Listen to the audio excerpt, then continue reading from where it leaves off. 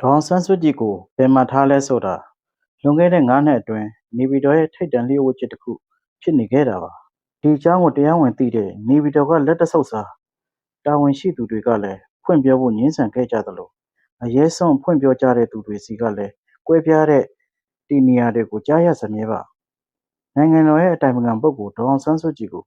လက်ရှိထားတဲ့နေအိမ်ကတော့နေပြည်တော်မြောက်ဘက်မှာရှိတဲ့ဝန်ကြီးဟောင်းတဦးရဲ့နေအိမ်တစ်လုံးမှာဖြစ်တယ်လို့သိရပါတယ်အဲ့ဒီဝန်ကြီးအိမ်အနီးက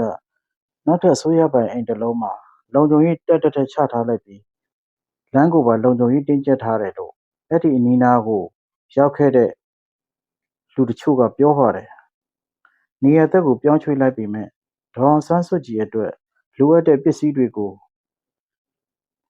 အရင်ကအပတ်စဉ်ပို့ပေးနေကြရတယ်လို့နေပြည်တော်အချုပ်ထောင်ကိုပဲဆက်လက်ပေးပို့နေရတယ်လို့မြစ်ဆက်သူတချို့ကပြောပါတယ်ဒေါ်ဆန်းစုကြည်ကိုနေအိမ်တစ်လုံးကိုပြောင်းရွှေ့ချုပ်နှောင်ဖို့နေပြည်တော်ကစဉ်းစားတဲ့အခါသူ့အစိုးရအဖွဲ့တွေကဝန်ကြီးဟောင်းတဦးရဲ့နေအိမ်ကိုပဲရွေးချယ်ခဲ့ကြပါတယ်။ပိုပြီးတိတိကျကျပြောရရင်ဒေါ်ခင်ကြည်ဖောင်ဒေးရှင်းတည်ရှိတဲ့လာယွန်တော်ချန်နဲ့မလှမ်းမကမ်းမှာဖြစ်ပါတယ်။ NLD အစိုးရလက်ထက်ကခွင့်ပြုပေးခဲ့တဲ့အဲ့ဒီနေအိမ်ကိုစက်တကပြန်ရုပ်သိမ်းပြီးအခုတော့နေအိမ်အခြေချုပ်နေရာဖြစ်ထားလိုက်တာဖြစ်ပါတယ်။အဲ့ဒီနေရာဟာအစိုးရအဆက်ဆက်ကစစ်ဘက်နယ်မြေထိပ်တန်းအရာရှိကြီးတွေအငိမ့်စားယူတဲ့အခါနေထိုင်တဲ့အိမ်ရန်တွေနဲ့လည်းမဝေးလှဘူးလို့သိရပါတယ်။ဘယ်နေ့ကရွှေ့တယ်ဘယ်ရက်ကလဲဆိုတာတိတိကျကျမသိပေမဲ့ရွှေ့ပြောင်းခဲ့တယ်ဆိုတဲ့သတင်းကိုတော့ကစုံလာပြီးညမှာပဲနေပြည်တော်ကတရားဝင်ကြေညာခဲ့တာပါ။တရုတ်နိုင်ငံသားရေးဝန်ကြီးမဆရာဝန်ကြီးနဲ့ခရီးစဉ်အမိနေအကျယ်ချုပ်ကိုပြောင်းဖို့စီစဉ်ခဲ့တာလို့သတင်းအရင်းမြစ်တဦးကဆိုပါတယ်။ချန်စီယိုးကိုပြင်လိုက်တယ်အရင်ကဆိုလမ်းပေါ်ကနေအိမ်ကိုမြင်ရတယ်အပင်တွေနဲ့အလှဆင်ထားတယ်အဲ့ဒါကိုအုတ်တတိုင်းအမြင့်ကြီးစောက်လိုက်တယ်လို့အဲ့ဒီအိမ်ကြောင်းသိတဲ့လူတချို့ကပြောပါတယ်ညီကိုအစိုးရဈေးနဲ့ဝယ်တာဖြစ်ပြီးအဲ့ဒီအိမ်ကိုစောက်တုံးကကျပ်သိန်း1200ဝန်းကျင်ကုန်ခဲ့တဲ့အကြောင်းသူကဆက်ပြောခဲ့ပါတယ်မဆရာဝန်ကြီးရဲ့2ရက်ကြာနေပြီးတော့ခရီးစဉ်မှာ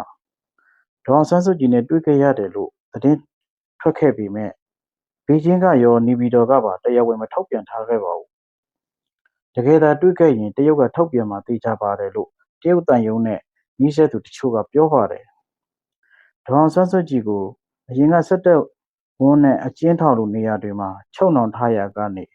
ဝန်ကြီးဟောင်းတွေရဲ့အငိမ့်စားအစိုးရအရာရှိကြီးတွေနေထိုင်တဲ့ရက်ကွက်အနီးကိုပြန်ရောက်လာတာဖြစ်ပါတယ်နေပြည်တော်ရဲ့ထုတ်ပြန်ချက်မှာနေအကျယ်ချုပ်ဆိုတဲ့စကားလုံးကိုမတုံးထားတာလည်းတတိထားမိเสียပါတစ်ဖက်မှာလည်းစစ်ဘက်ရေးရလုံခြုံရေးအရာရှိတချို့ကရန်ကုန်မြို့ကဒေါ်အောင်ဆန်းစုကြည်နေအိမ်ချန်နံပါတ်54ကိုနှစ်စံတရနေ့မတိုင်ခင်ကရောက်ရှိလာကြပြီးစစ်ဆေးမှုတချို့လုပ်ခဲ့ကြသေးတယ်လို့အိမ်နဲ့နီးစပ်သူတချို့ထံကသိရပါတယ်အကျဉ်းထောင်ကနေချွေပြောင်းခံထားရတဲ့ဒေါ်အောင်ဆန်းစုကြည်ဟာဆက်ထောက်လိုင်းရေးစရဖတွေနဲ့နိုင်ငံရေးသမားဘဝတစ်လျှောက်လုံးကြုံတွေ့ခဲ့ရတယ်လို့ဆိုရမှာပါNLD အစိုးရလက်ထက်ပြည်ထောင်ရေးဝန်ကြီးဒုတိယဗိုလ်ချုပ်ကြီးကျော်ဆွေကစစ်ဘက်ရေးရလုံခြုံရေးအရာရှိချုပ်စရခချုပ်ကနေလာတာဖြစ်ပါတယ်ဒေါ်ဆန်းစုကြည်နဲ့ပုဂ္ဂိုလ်ရေးရင်းနှီးလာတဲ့ဒုတိယဗိုလ်ချုပ်ကြီးကျော်ဆွေကို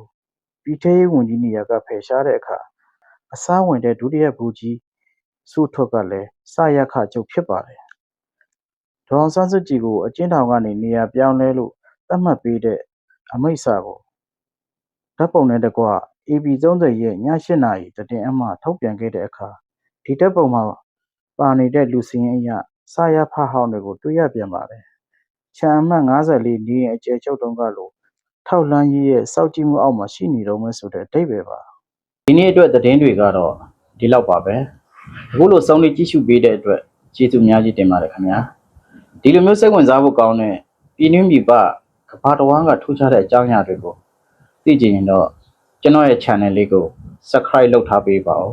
နောက်ထပ်ဗီဒီယိုတွေမှာပြန်တွေ့ကြမယ်နော်